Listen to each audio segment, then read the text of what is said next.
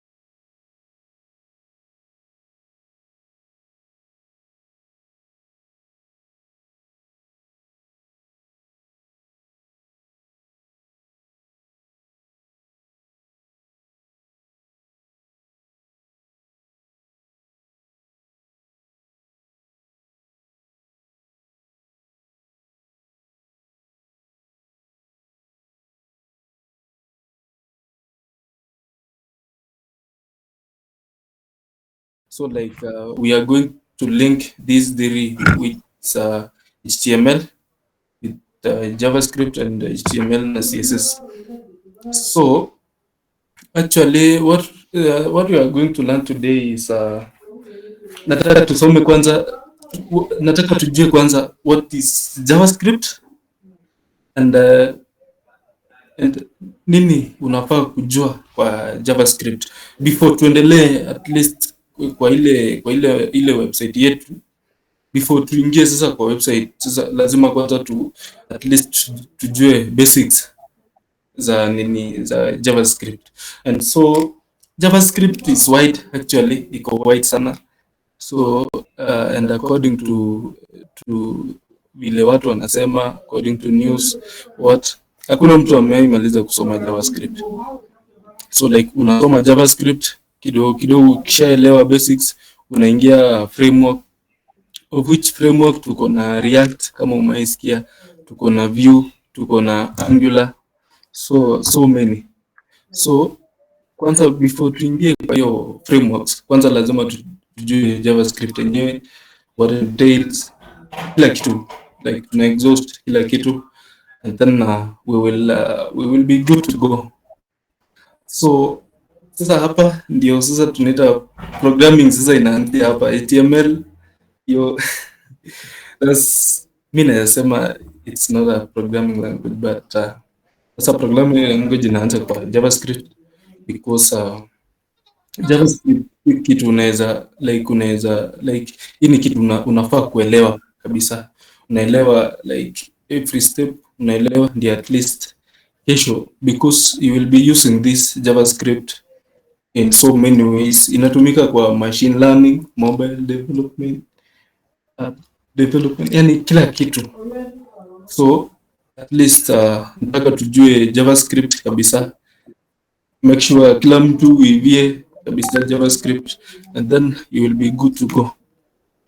So actually you can see JavaScript hatuwezi enda for 1 hour 30 minutes, so I think tunaenda less than that, because najua unafaa ku understand at least kidogo, kisho tena kidogo, ndio at least ukishikanisha itakuwa poa.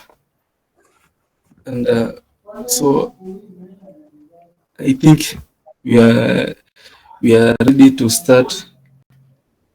Okay, so I want us to start with what we call the syntax of JavaScript. So vile nilikuwa nimesema, JavaScript is a dynamic language that make the website to be live. And so these are the information that lazima tujue. So like syntax ni kitu kaa hii, This one is a semicolon.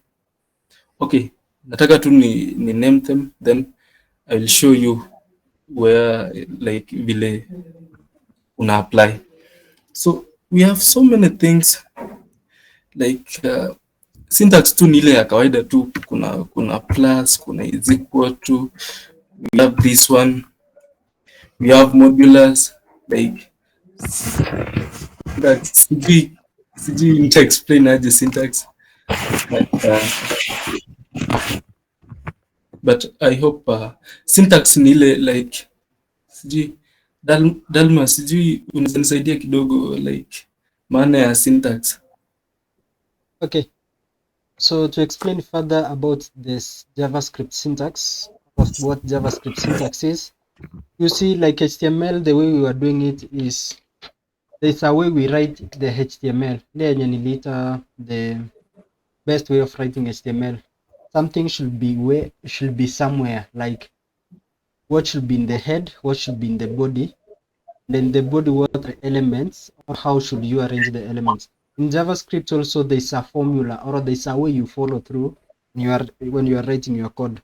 That's the JavaScript syntax of doing things.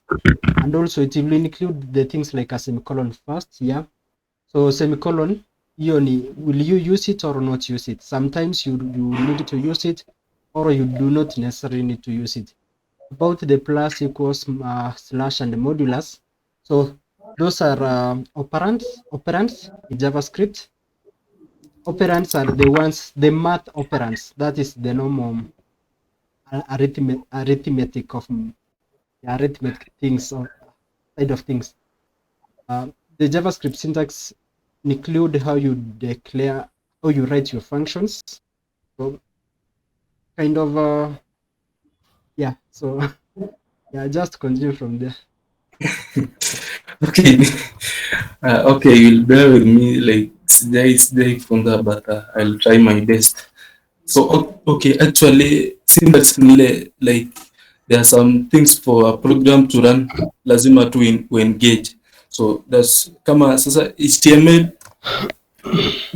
ulikuwa unaandika kitu kaa hii thing like this and you write, so hiyo ilikuwa syntax yake like huwezi tu kuja then uandike hello world like this then we expect it done. So lazima kwanza we specify if it is heading, if it is paragraph, so things like that.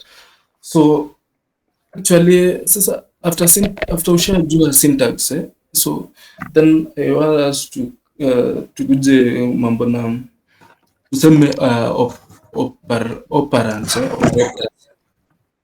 So operators ni kitu ka plus, minus, divide by, what, so modulus and so I want us at least like for us to understand, nataka tufanye some summation kidogo. So actually kwa JavaScript we have external and internal.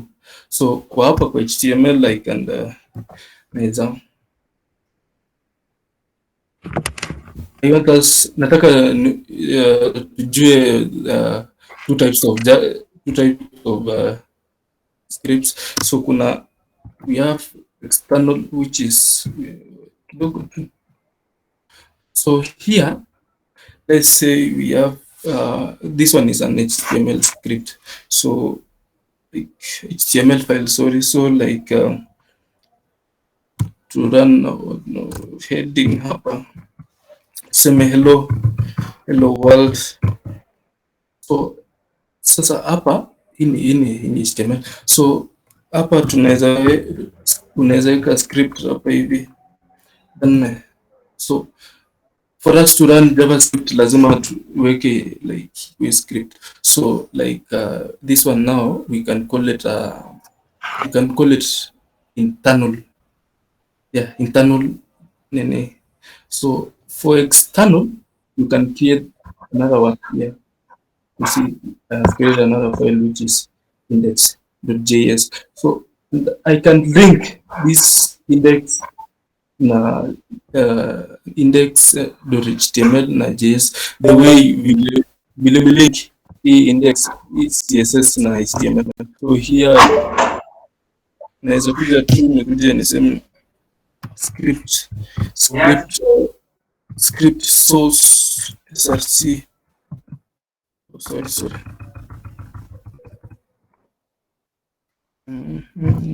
script src.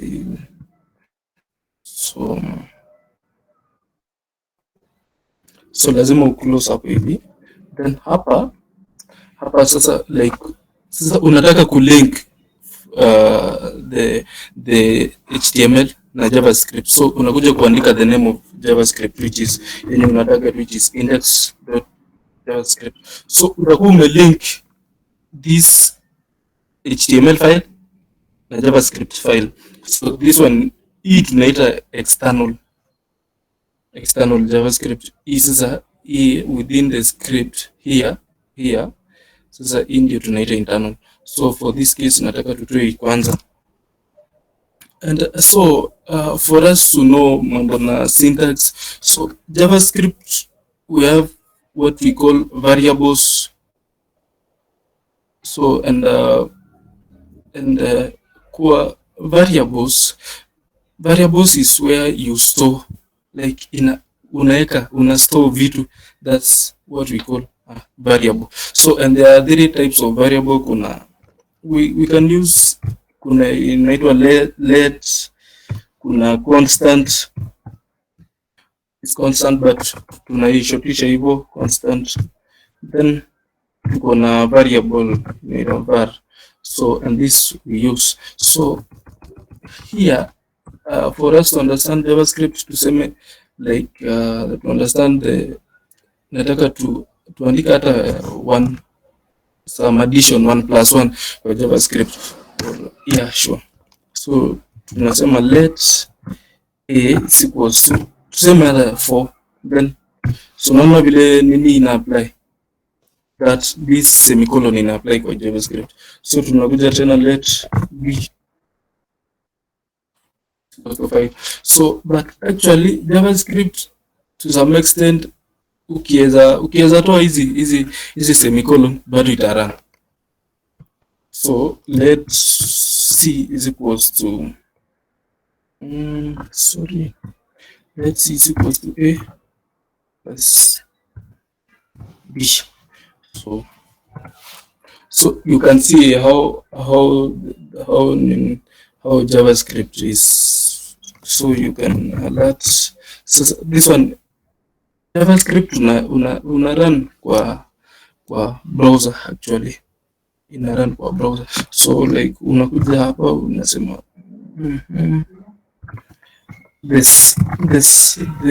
sum is, so actually mimi natumia Copilot, so this one is an AI powered, so you will bear with me. So actually sasa nikitaka kurun nakuja hapa kwa go live, then I click go live. So ndio nikikuja kwa browser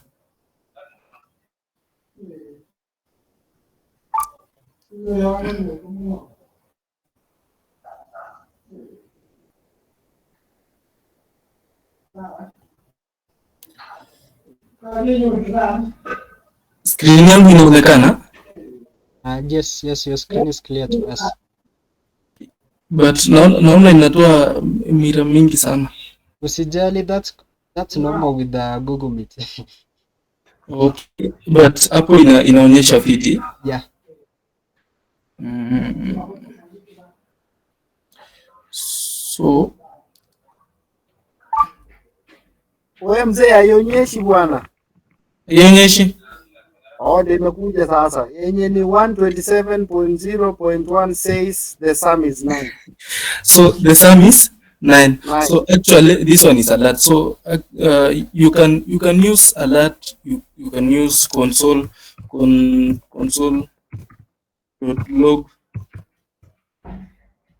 This one is, sorry, So let me disable this one. So you can use the console.log. Sum is this one. So actually kwa console unarun tena, unaenda tena kwa browser, then you right click, then you inspect, then ukisha inspect unakuja kwa console, so you will see the answer is 9. So JavaScript ina run kwa browser, so you can see the sum is 9. So actually you can also use vijana wanaimba vizuri. Nakuja kupiga peke yangu na uonje akiwa na Keep to kindly mute. TikTok. Good. John, you addressed your hand, or you were to talk to talk. So actually you can also use document dot write, and the reason why we can use document dot write is because this one in a write from string into HTML document. So like in a change from string to HTML document. So here, but mostly this one is not advisable because so you can see the sum is 9, but this one is not advisable anyway. So majorly yenye inatumika sana ni console.log, this one of which nime comment. So yenye inatumika sana ni hizi mbili, this one, the alert and the console. So you can see how JavaScript is working, and then another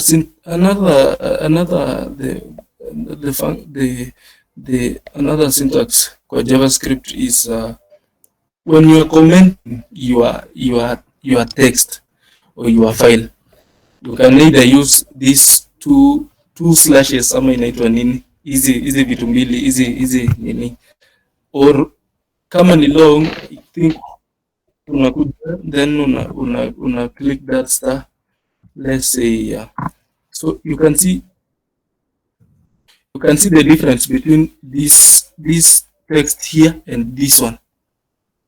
So you can see the difference here. It's a single line. When you are commenting the single line kwa JavaScript, you use these two slashes, while when you are let's say unataka comment all of the script, you can use this one slash and this multiplication or this star, then unakuja kufunga pia hapa. So like nikiweza extend this stuff ikuje hapa, so unaona ina disable ama ina comment. So that's how JavaScript ina work. So kuna mwenye kuna swali mpaka hapo place tumefika?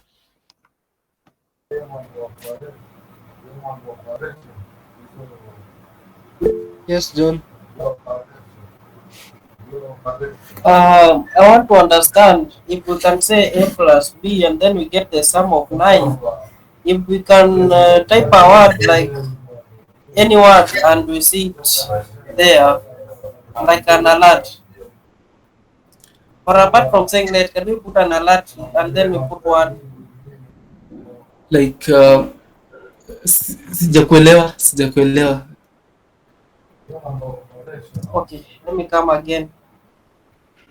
Teacher Cosmos, here you have Yes. put A plus B. Yes. And we got 9. Yes. So I was asking if we can make something that will appear as a word. Oh, okay. So hapa tuseme nataka tutoe hizi nini. So hapa naweza nataka like let name equals to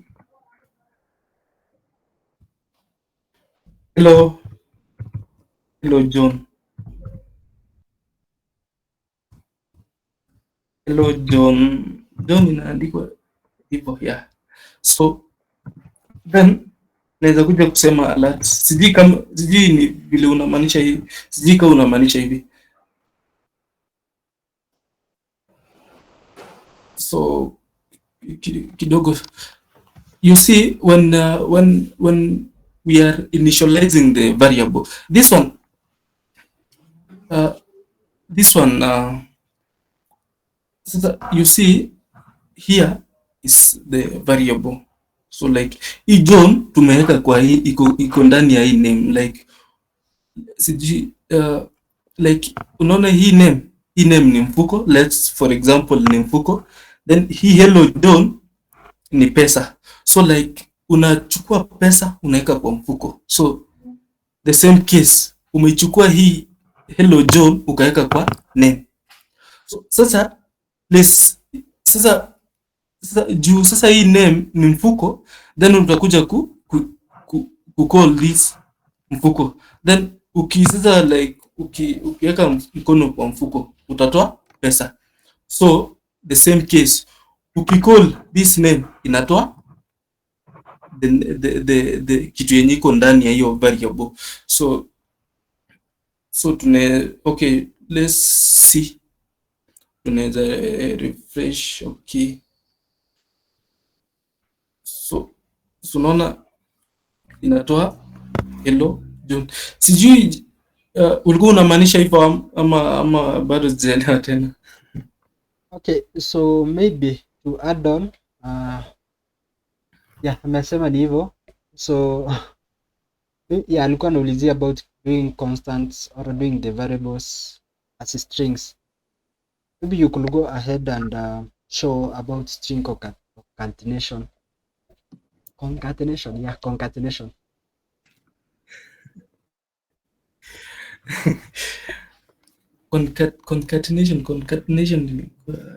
Adding two strings together, joining two strings together. Oh, sure. Okay, you see, so let's say naweza sema let name is equals to, nataka tutumie John. Let's John. So then let's age is equals to, sema John uko 25. So there is difference between the age and the name because of what? Age is an integer. Hakuna mtu akona 25.5 years. So kama ni 25 ni 25, kama ni 26 ni 26. We don't count months in kwa age. So sasa let's name is equals to John. So hii John lazima tuweke string ndio it will. Sasa the reason why tunaweka string is because it's a character or Dalmas. So age is a number, name is a string. In JavaScript, you can literally add strings to numbers, and the output will be a string. But if you expect to add two strings together, the output will be a string. If you add two numbers together, the output will be a number. So whenever you are doing concatenation or adding two things together, if it's numbers, make sure they are numbers. If it's string, make sure there are strings at least. If you add a number to a string, you will get some unwanted result. For example, let's say you wanted to do 25 plus 10. 25 is a number while 10 is a string, so you'll confuse. The result will be 1025, which is not something you might have expected. So maybe one thing you could talk about is the data types. Then they will explain further about the concatenation, how it works. Okay. So actually before to nini, so I want us to see this one. So like I think Dalmas ameelezea fiti.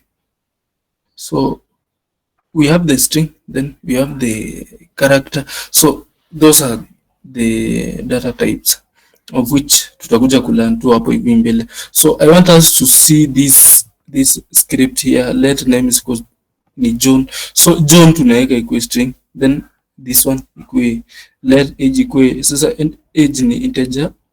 So then ukikuja ukialert or ukiconsole name, so unaona like unaona you will later realize that ukiweka kwa string inatoa hivyo kabisa kwa browser, like haita change, itatoa tu John. So like here itatoa the name which is John is haitabadilika, itaenda tu hivyo, then age of which tumeicall hapa, then years old haitabadilika, itatoa tu kwa nini. So and so as you can see here, let's actually refresh. So John is 25 years old, and then nataka tuone difference between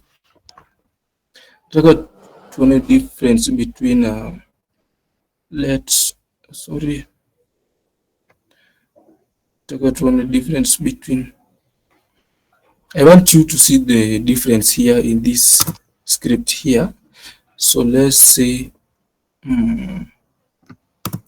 let's to add any variable, any number, any. So let's a is equals to 2. Then let b is equals to, I want us to put string, then 3. And let c is equals to a plus b. Alert C. So I want us to I want us to see the difference between when you add an integer and a string. Tutapata nini? So I want you to see. So when you tukienda kwa browser, then we refresh, unaona inatoa 23, of which like E3 inaenda tu hivyo, hakuna there's nothing kitu itafanywa. So like in add this a which is 2, then plus b which is a string ina put to equal 3, so which itakuwa 23. And like sasa tukiweza toa hiyo string, then let's see inatoa 5. So meaning I hope you see the difference between, I hope you see the difference between the integer na string. Pia kuna character which tutakuja kuona hapo hivi mbele. So so I want us hata ukitumia console, then you uweke tena hii stuff string equals string. So then unakuja kwa browser, then inatoa 23. So I hope everyone is seeing the answer. So I hope you umejua sasa the difference between a string and integer. So right away now nataka tuende mambo na okay, hii yenye tumefanya ni operators of which tumefanya plus. So I want us to tuende okay, plus na minus is the same case, multiplication the same case also, like unaweza pewa the something like that, then so this one is multiplication, and then it need the same too. So you'll realize that inatoa 6. So kitu nataka kuemphasize maybe because kuna vitu tutakuja kutumia like itakuja kutumika sana hapo mbeleni, maybe mambo na the difference between this one, divide by, then we have modulus. So I want us to see the difference kwanza. So actually nataka tuweke a equate 10, then b equate 2. I want us to see the difference between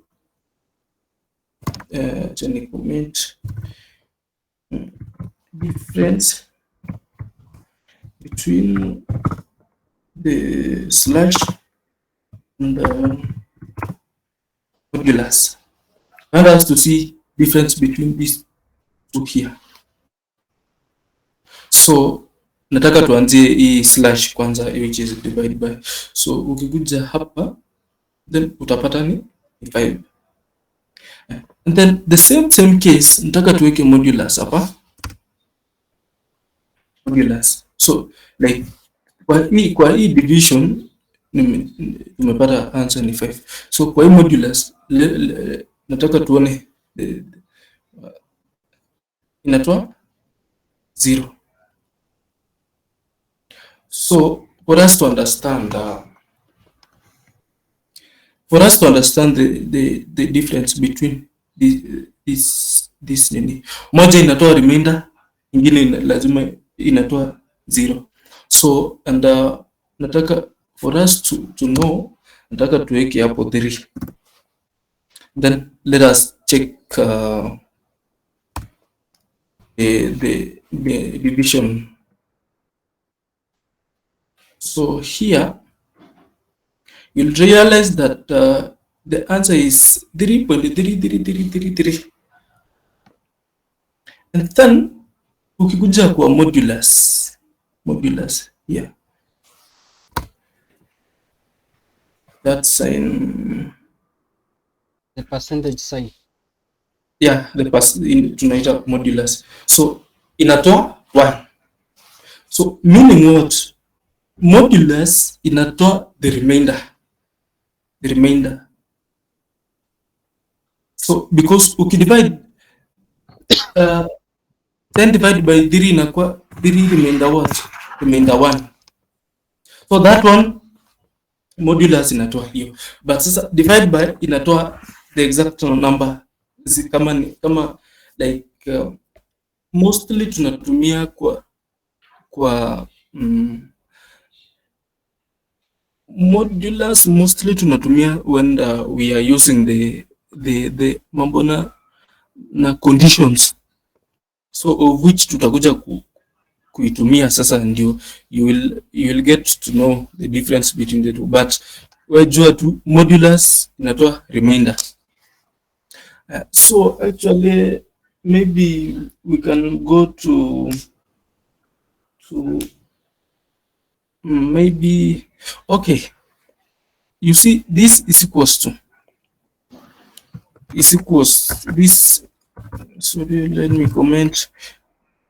Ukiona hii is equals to kwa programming we call it assignment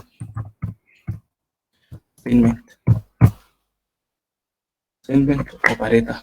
So like you assign duties. Let's say hapa kwa let a is equals to 10, we have assign a kwa 10. So those are the basics we all need to know, because this assignment operator tutatumia for the rest of our programming, because to some extent tutakuwa na create like mambo na like a program which inataka maths, maybe hiyo ya add to cut, maybe e-commerce. So and for that case lazima tu this assignment operator lazima tu ikue. Okay, twende kwa data types. So okay, before twende kwa data types, naona tumefocus sana kwa this internal JavaScript. So I want us to go for external, which is this one. So for an external JavaScript, una code HTML kando, CSS kando, then JavaScript kando. So and for that case, maybe we can say paragraph. So ID is supposed to maybe demonstrate demo. So the reason why tunatumia IDs because of what? Hii demo, hii ID ndio tutakuwa tuna target kwa script, so that the program itakuwa inajua like unafaa ku like program itakuwa inajua like nafaa kuenda wapi, or what am I supposed to do. And so ukikuja hapo then maybe unaweza sema document.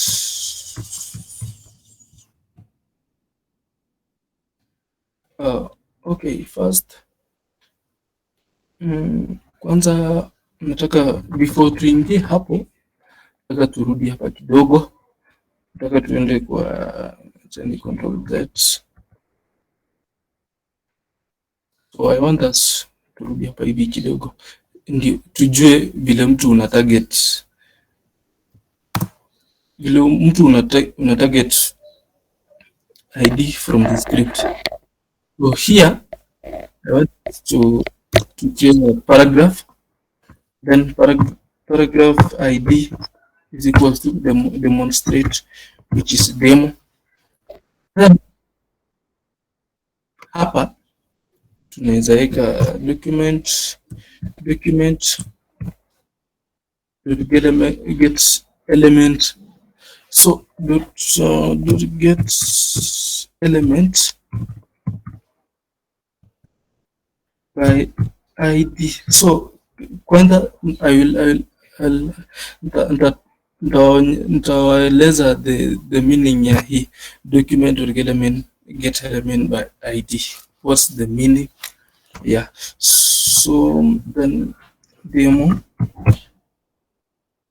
So actually there are so many ways where you can execute JavaScript in the browser. So one way is this one. So let me comment. So that's the one way. Then the second way, we have console.log. That's the second way.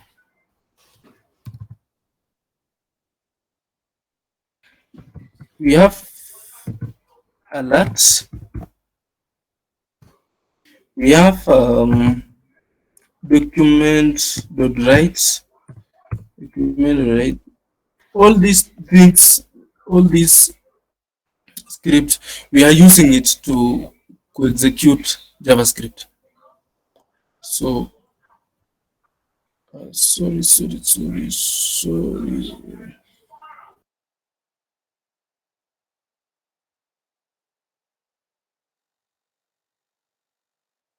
Yes.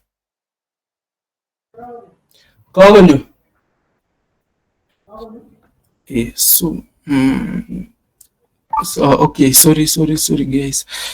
So all these inafanya the same function of which, so let us tukuje hapa.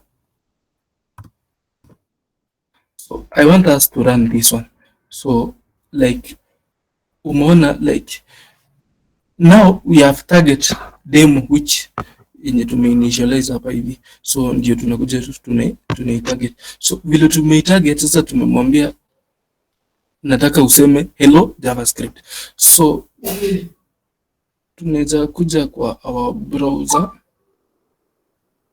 So you can see, so ina execute kwa browser. So the same case, so now you can see how you can target an ID from vile una target HTML na script, of which now tumei target demo. So like sahi ukiweza andika, nataka tuandike hello, let me use the name John, hello John. So hapa I want us to disable this one.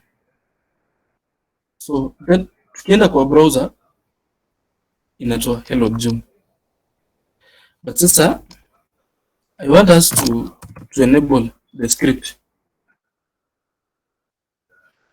You can see. So meaning what? You can use JavaScript to replace the HTML text. That's what hiyo ndio nilikuwa nataka like mjue. The purpose of JavaScript you can use to replace the HTML text. So actually guys, I want us now, let's say nataka sasa tutoke hapa tuende external JavaScript, and so let's say tuseme I want us to create a button here, button. So when I want taka uone vile button inatumika maybe for a function. So Dalmas, Yes. ama tunaenda mbio sana. Let's call it an introduction. Najua at least let's touch base kila kitu, then we shall now go through explaining everything. I think starting from tomorrow how everything works vizuri. Maybe that will itakuwa better. Okay. As we continue like developing and learning. Yeah. Just touch will be good. So okay guys, before tuende external JavaScript, nani hajaelewa like nani hajaelewa the internal JavaScript where we run the HTML and JavaScript on the same page? Naweza rudia. Nani ako na issue? Okay. Me, I've understand the internal, but the join on the other side, I've not understood. The external. Like in JS. Ndio sasa nataka tuingie the external one, then ndio nataka tuingie external one, then you will see the difference. And so here, so okay, before tuende kwa button tunaweza tumia the paragraph one ID tutake tena demo, and then here hapa kwa sasa this one we are using the external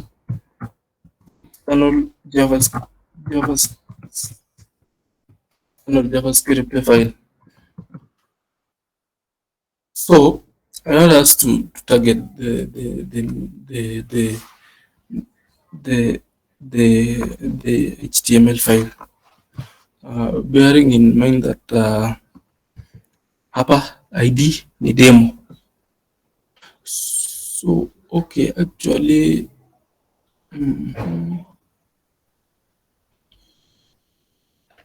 okay, sijui ka okay, let me try. Sijui ka ita work bila nafikiria, but so let's tumie document maybe write get document is equals to John ame raise mkono. oh I was asking this teacher Cosmos. Yes. When we are doing HTML, do we link it like the way we link index.css with HTML, or we don't link? No, we link kabisa vile tuna link kabisa vile uli link CSS, the same case kwa JavaScript. Tuna link to the same. So here nilikuwa nataka ni then kidogo, then I will show you how to link the document build element. So actually maybe I can say hello Cosmos. So here ukienda kwa browser utapata hakuna kitu, hata ukiinspect kwa console hakuna kitu. So the reason is bado hatuja link. We have not linked the HTML and the JavaScript. And so here you can link, unaweza link anywhere so long as it is within the HTML, it is within here. So anything outside here, I think it won't run. So maybe we can link it here. I like to link within the body. So script, then hapo kwa script unaandika src. Oh, sorry, script source src. Then hapo unaandika sasa the name of the script, which is index.js there. Then nataka tutue hii.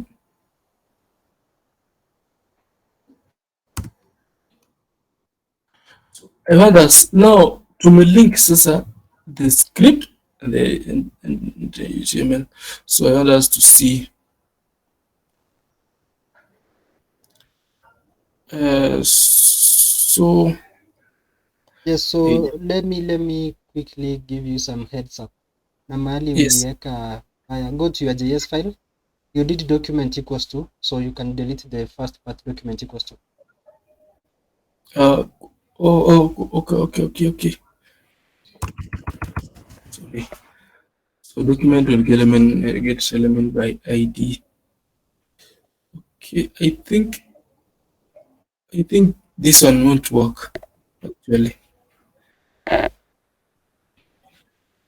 This one I think maybe we can. Okay, let's see. Here is the next thing we can try out. Yes. Go to your HTML file and make the JavaScript file the last one. Ikae chini ya demo. Oh.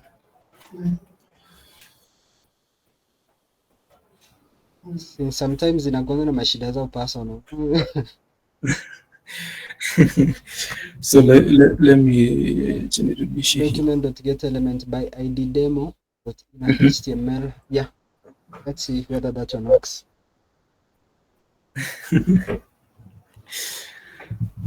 So you can see small mistake tu, unaweza shinda hapo siku mzima tu ukitafuta that only to change the position, unaweza shinda hapo the whole day.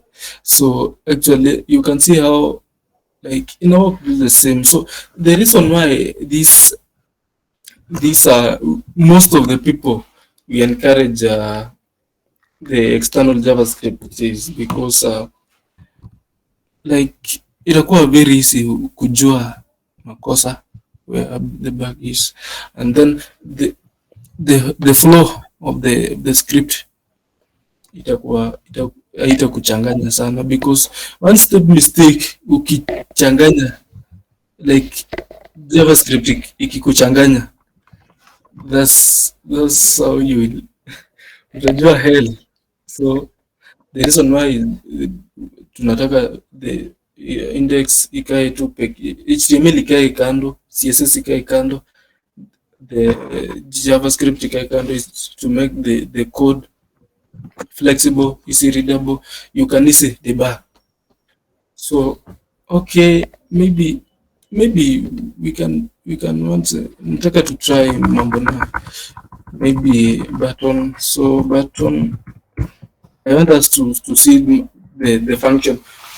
Okay, function ni ile kitu like when you instruct it follow instructions, that's a function. Or ukimwambia fanya hivi then inafanya according to how you have been instructed. Or function ni event, like ukimwambia kimbia then inakimbia. So I want us to see the function. So I want us to maybe click me. So here when defining a function in JavaScript, oh sorry. So first thing, acha nigusie tu kidogo kwa when naming a variable, acha tupitie tu kidogo. When naming a variable, first thing inafaa ikuwe like it should be one word, neither like inafaa ikuwe one word. Kama tuseme hata let price 1 is equals to 2. So like if you ukikuja then uweke hiyo space, code won't run. So like inafaa ikuwe hivyo. Either you can use the underscore, ukitaka unaweka underscore then price then underscore 1, so something like that. Or maybe yes, unaweza tumia tu hivyo like inafaa ikuwe one word. So actually kwa mambo na functions, tuseme button, tuseme my, so my function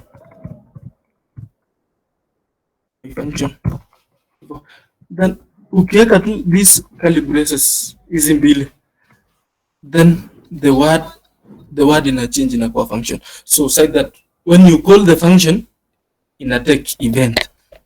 So sasa like nataka hii button nikiclick me inanisalimia. So unakuja hapa, nataka tutoe index yes. So tunaweza comment this one. Actually in programming you don't delete code, una comment. So nataka sasa ni call that function my function, sorry my function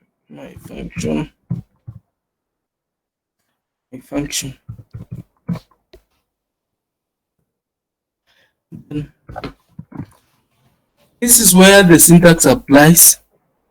When defining a function, first you must have that brackets.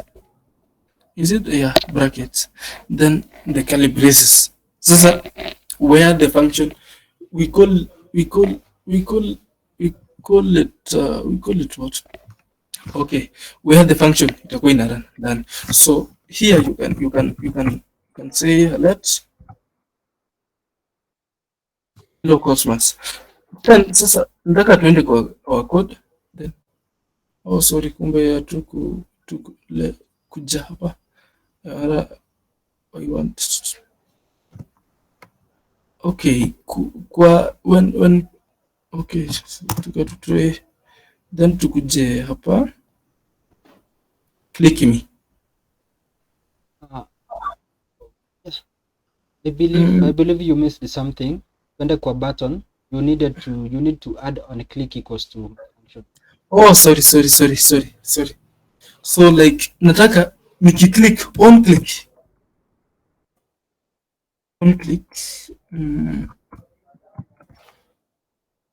yeah, I think thank you Damas. My function.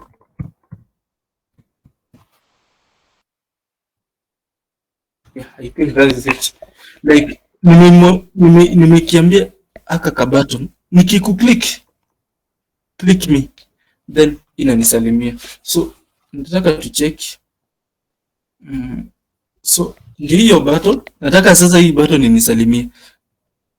So as you can see, hello Cosmos. Okay, so tena unaenda kwa script, but from using this one you can use console.log. So actually the shortest form unaandika tu log, then una click it. Then I want this one, nataka inisalimie, so unakuja hapa, so then ukiclick, then unakuja console. So naona ndio hii imenisalimia hello Cosmos.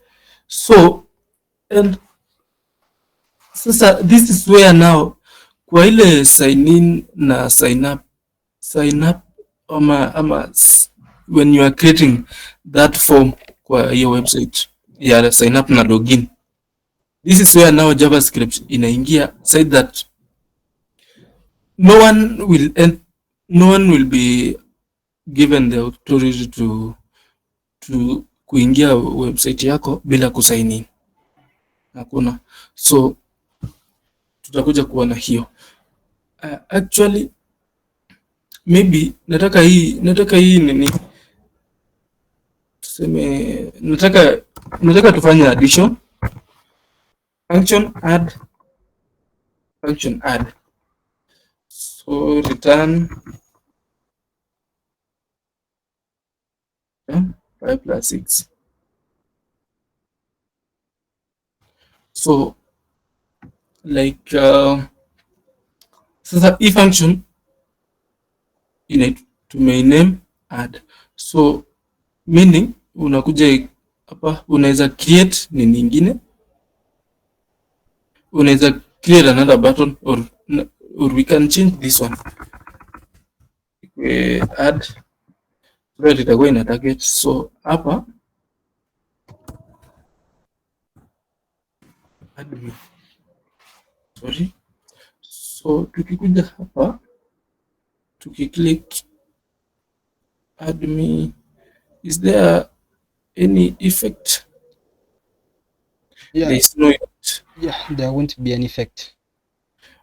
Okay. So The reason is there is no effect is because kwanza hapa tutakuja we call it outside the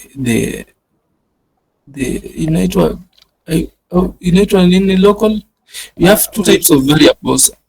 So we can call them, we have the function closure. So function closure ni hiyo yenye iko ndani ya curly braces, I believe. So outside the function, that's just outside the function, that's where you use your. Okay. And also to add on something there, the reason as to why it's not displaying anything, it's because you are returning the variable. Maybe you could do like a console.log the value. Add, maybe yeah.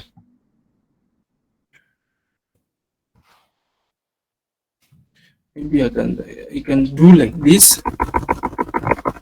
And yeah, I can use document. That's right.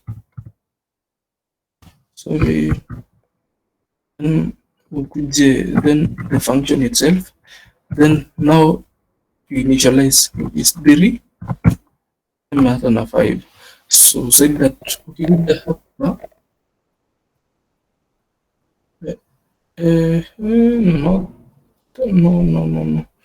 I think. Okay, so about functions there, you have specified A and B. You need to pass them in A and B. Okay, nimepotea kidogo. Oh, okay. Yeah, in your add, you need to do A, comma B in your add, like define the parameters, function parameters. Yeah, like see, 6. Hapa hivi. Yeah, A and B. A, comma B. Then line 11 iko na some syntax error f document. In fact, I think this one ndio imeleta shida. So this one should run because tumemwambia i return a na b, alafu then tumekuja tume initialize hapa, so we can just tuone kama oish. Yeah, So just pass in the then function parameter. mesema here we can tunaweza weka hiyo parameters hapo a b, yeah. So it's going to write Dalmas. yes. Oh yes. It was on mute. Oh yeah. Oh yeah, actually. So you can see mimi nimezoea mambo na framework, so when I was vile nilikuwa natumia JavaScript nimekuwa kitambo, so nimezoea framework sana. So you can see the reason why tumeweka hapa hivi this one tumeweka parameters is because so that when we call itajua nini hizi parameters, then return. So this return parameters, then tuna initialize their values, which is 3 na 5 or 8. And I can see the time it's not on our side. Maybe Dalmas, you can peruse. Okay. Before maybe I do that, any questions so far? Yes, John.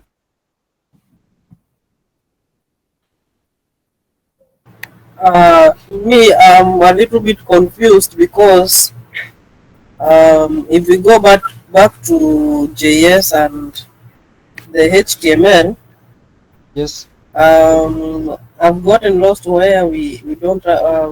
It's not like in an index that we have class. So I was wondering where did we get the type that looks like class in order to make it function to our JS? Yes, that's a good question. So where do we do the classes in CSS? So what happens in JavaScript is in CSS we could do selectors, and also in JavaScript we can do selectors. For example, document.get element by ID, that's a selector. That's on line 4, that line that's been commented out. That's a selector. But in CSS, we could just select the demo, that's hash demo, and we do the curly braces and continue writing the styling.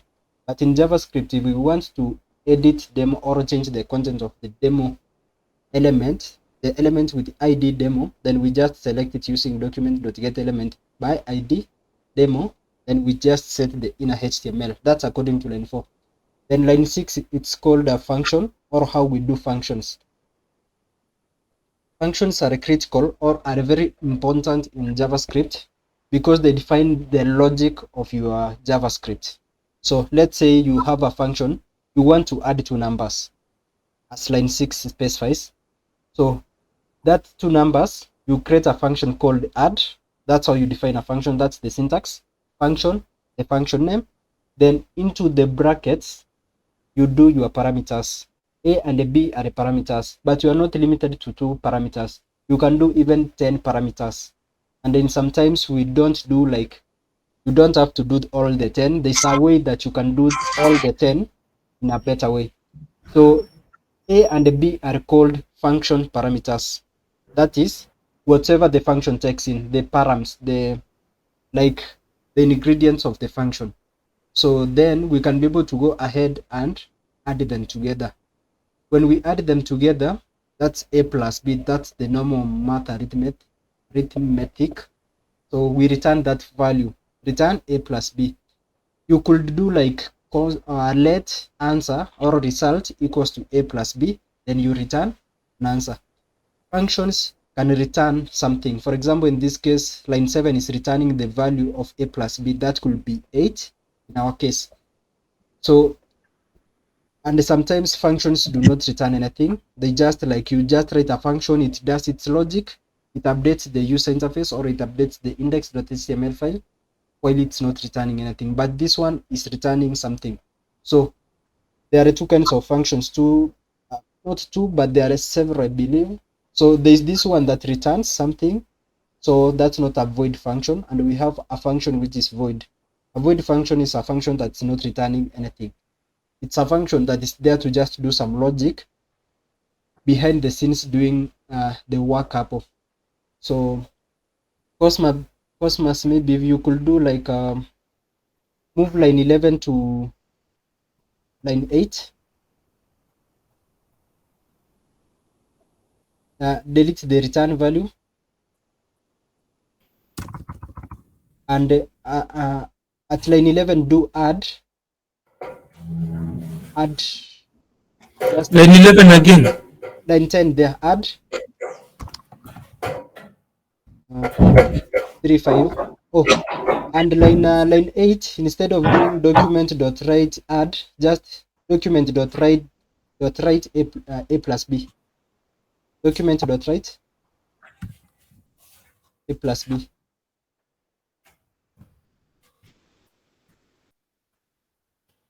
Yeah. So what this function does, it will do the similar thing, but it has not returned anything. You could change the numbers, instead of 35 do like 10 something, 10 5, 10 15, underline 10. So that's a function, but it's not returning anything, but it does update the HTML file. So that's one kind of function, or how to write functions. So, and that's how you select. You could call this function using the onClick attribute. As I said, elements do have a lot of attributes, several. There are about 256 if I'm not wrong. So you don't have to cram them, because you are not going to use all of them at any given point. Maybe you will only use about 3-4 of them. Therefore, that's like a large number. So onClick is another attribute usually used with buttons. So it's still available to other elements. The reason as to why it's used with buttons, it's because buttons are specific, or they have like they are meant for that kind of work. That's why they say when you are doing your HTML syntax, remember to use the right element in the right place. If it's a heading, use a heading. A button, takes the onClick attribute. Don't add an onClick on a heading, though you can do, but it's a bad idea. So that's how you do selectors with JavaScript. Document.getElement by ID, that's one. We have document.querySelector, document.querySelector, or document. There are several how to select elements from the document. Like it's also a similar approach to CSS. And that's how you define functions. So the function, you just start by the keyword function, the function name, add. If you have parameters, you put them in that bracket. Then immediately after the bracket, then you do your curly braces or your curly brackets. Yes. I don't know whether I've answered your question or nilienda zangu.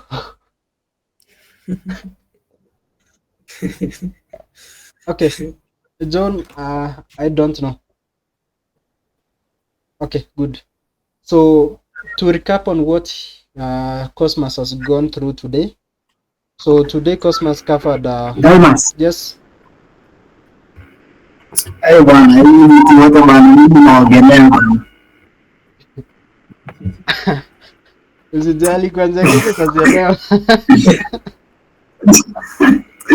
Sawa.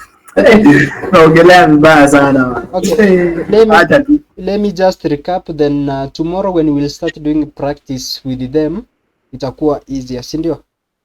So I can say today Cosmos has covered quite a large field, or an introduction to JavaScript, which is quite large. So we talked a bit about operands. Operands ni hizo plus, minus, hizo ni operations ama operators. That's the layman's thing.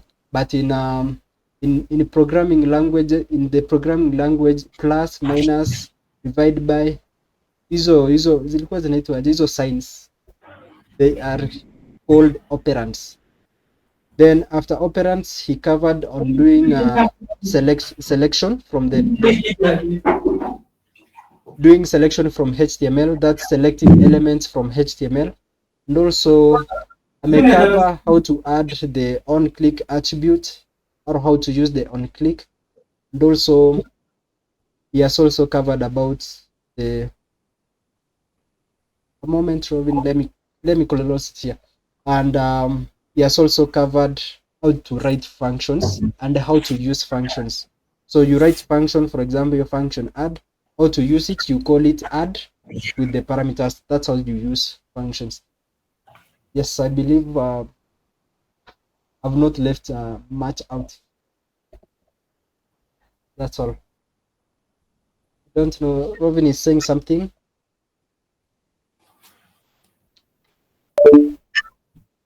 Okay. We have gone beyond time. Okay. So I believe it has been a tough introduction because JavaScript, yes, you need to code it. Like you have to take your time coding it. It's not like a HTML as Cosmas had said earlier. So unlike HTML and CSS, for JavaScript, you have to do a lot of practice for you to be acquainted with it. So I believe yes. Wanjala anasema time imeisha na Nendi amefungia watu nje. Wewe Wanjala wewe. Wanjala. Wewe tumekuwa tukikungoja. He is the culprit. The culprit ama ni nini? Sawa, whichever. So yeah, I believe it has been a great introduction. Oh, I believe it has. Hata kwa simu sasa ilibidi tu nikiingie kwa wifi. So I believe it's a good introduction. So starting tomorrow it will be serious work. Now Sasa Danvers wengine wakienda Subaki. Sawa. Yeah, so from tomorrow it will be like really coding in JavaScript. Sawa. Yeah, so for those exiting, and thank you. Na end meeting na zaidi yangu. Oh, yeah, you should, by the way. I'm just sleeping.